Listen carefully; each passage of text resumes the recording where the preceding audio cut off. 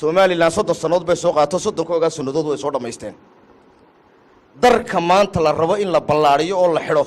cidda horta ku cabaysa ee ku noolaanaysa ee carruurta ku korsan doonta horta waa inta halkan fadhida iyo dhalinyarada kale jaamacada ka soo baxaysa hamoodina waxay Cabdilaahi Dheeriye abgaaliye wasiir ku doonayaan hamoodina horta taas ay ogaada waxaynu ka hadlaynaa waa danta Somaliland danta Boorama danta Somaliland baa lagaga taliyaa 93 danta Somaliland baa lagaga taliyay danta Somaliland baa lagu dhisay jawigan cusub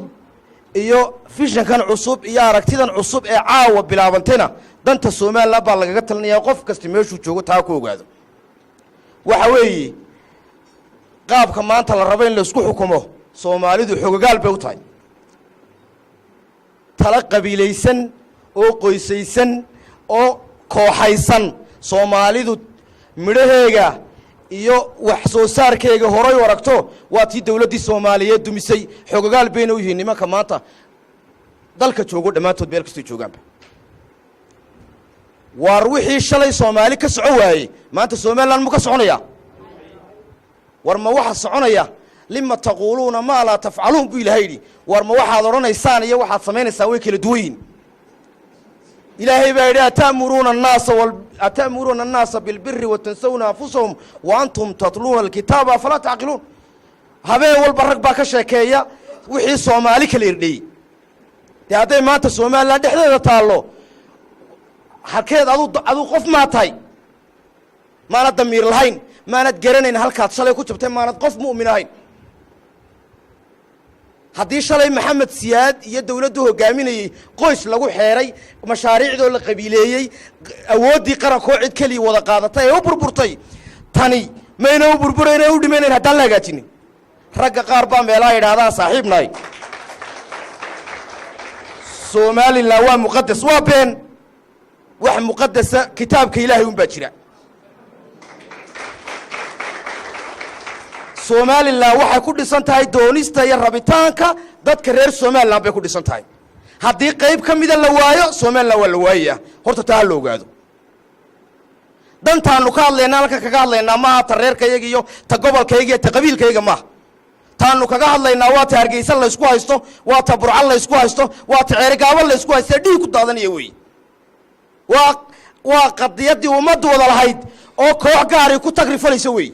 caawa haddii golaha amniga ee qaranka la iskugu yeedho qoys kaliya fadhiya aniga cidbayga ma fadhidaba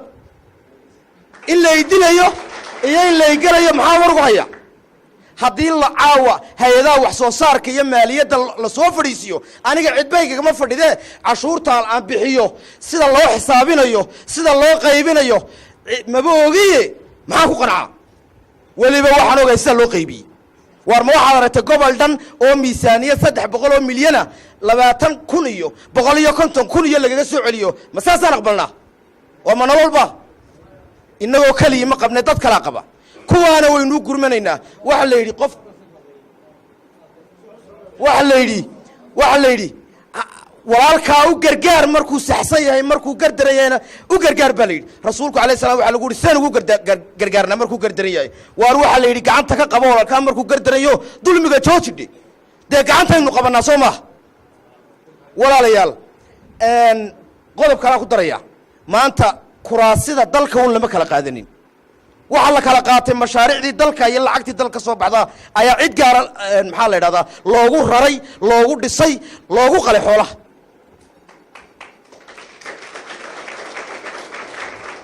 waxa si gaara oo xaafadaysan oo qadiyadaysan loo qaybiyay mashaariicdii beesha caalamka timid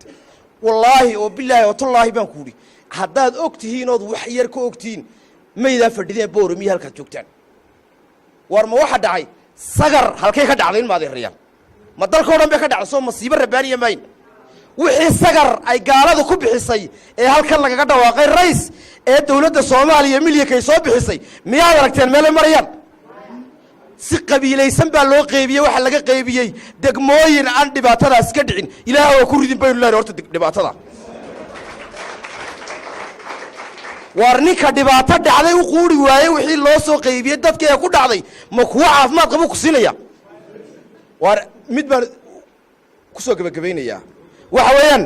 noloshu waa halgan cadaaladda iyo wanaagga doonayso fadhi laguma helo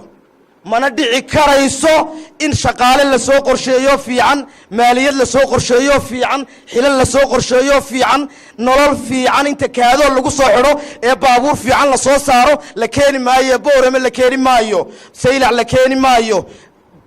keeni maayo dila la keeni maayo lowyacaddo iyo qunijeed la keeni maayo laakiin maxaa la keenayaa waxaad soo ridato wey waxaad ridato dadka yeena mid qodobna ogaada nacayb yaana idinku abuurin tabashada iyo waxaad rabtaan ee wanaagsani waayo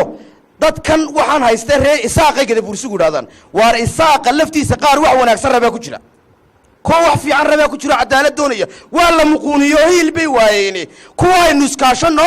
aynu cadaaladdii soo saarno soo taasi danta dalka maaha sow maaha in maanta adduunyada xoogaal baa utiin